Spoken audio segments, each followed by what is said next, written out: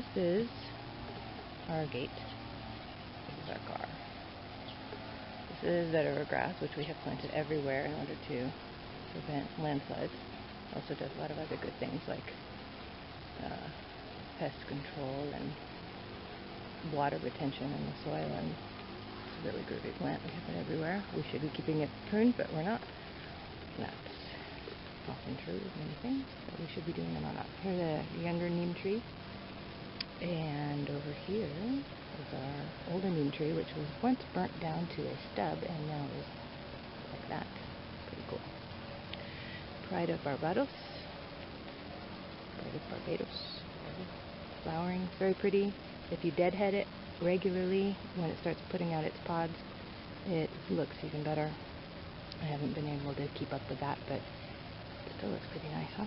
I cut some back a little bit yesterday, but there's more to do. I don't think I'll be doing it soon though. And there's several there, and they make a great fence because they've got great thorns. I've used them completely for a fence, but they don't live that long, so not that permanent. Here is our Moringa grove. Here comes the car. Lots of moringas planted in there. I thought I was going to take advantage of moringas for their seed oil, but you need so many seeds to get a decent amount of oil.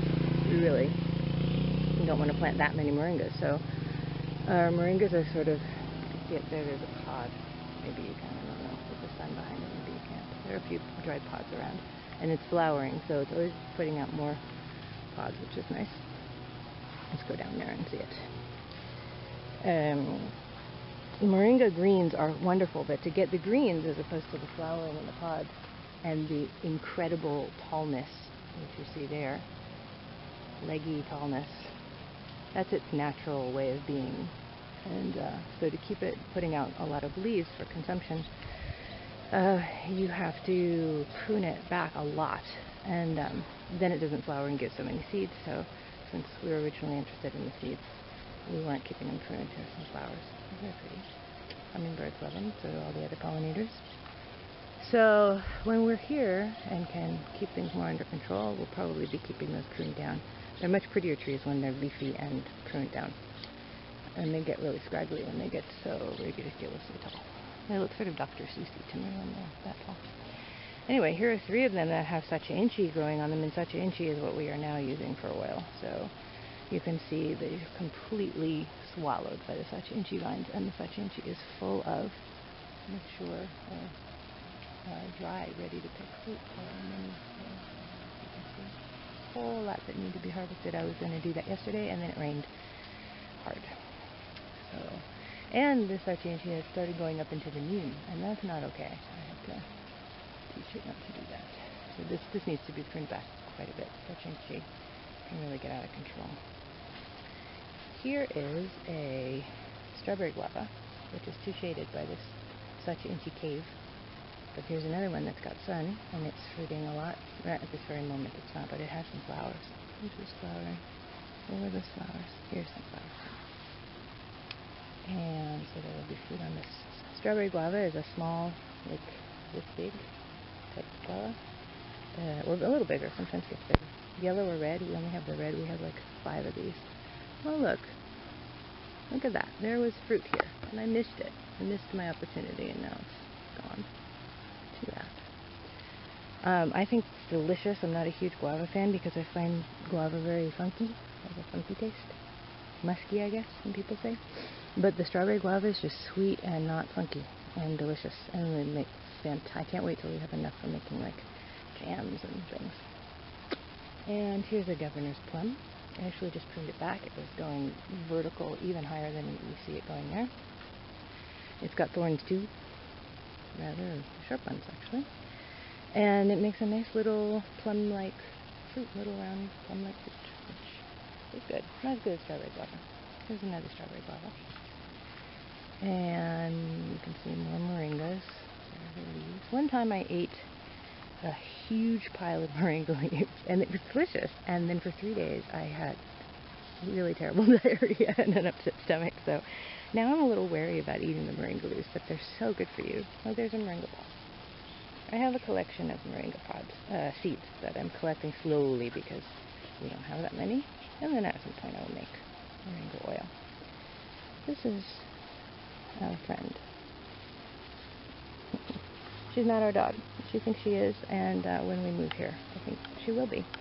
Assuming she lives that long, because she's not very smart. She runs out in traffic and no one is controlling her. We can't take her back to Caracas because we can't have dogs there. She's a love, but she's not that smart. This is comfrey, permaculture darling plant. I'm not using it for all of its great purported greatnesses, like making compost tea or comfrey tea for fertilizer and compost, using it as a compost, and also animal food. So we're just sort of keeping it alive until we can be here to take full advantage of it. We've got a few. There's another one over there in the shade, but it's not prospering quite as much. It's actually, I brought it from the north. Comfrey is not known here. And it is doing well here, but it does not like the dry season. It definitely needs irrigation. There's another one in the shade of the Sachi-Inchi cave. This is a pile of the bane of my existence, which is this ground cover. Purple stemmed, very pretty. I'm showing you this now. See, I'm focusing above where I want to be. This is what I should be looking at. Yeah. So this is a huge pile of this stuff that I just raked out. And I already took 2 armloads down to our sort of permanent compost pile. This stuff, here's some more. It's very pretty, and it's incredibly promiscuous. It just gets around, goes everywhere, puts down roots everywhere.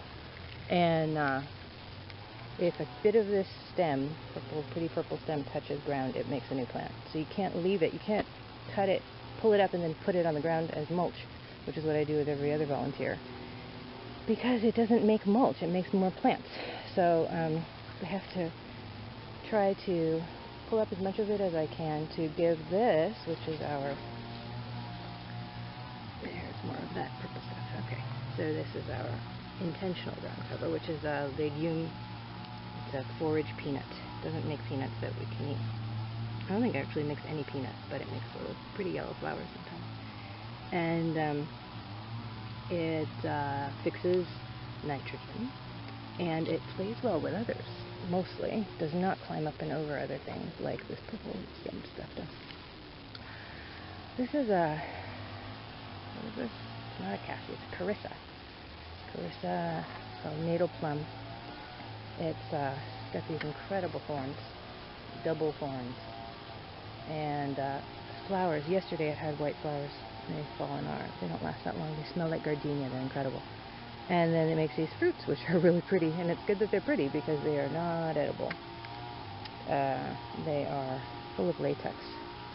Sometimes I guess people say that there are varieties that are better than others, but ours, they're from seed, and they came out. This one's ripe. As you can see, white specks there. If I put us more in the shade. You see that it's got white there? That's like latex. So when you can eat it. It doesn't taste bad, really. It doesn't taste like much of anything, but then your lips are bluey afterwards. So, yeah, you can eat that. That can be compost. So here we go. That's our moringa area. So our property is basically, we have this little moringa area. There's a slope that goes down that side behind that bed of earth, a pretty steep slope on that side. We've got a few things planted over there, but not a lot. And then it curves around, and then behind this bed over here, going down this slope,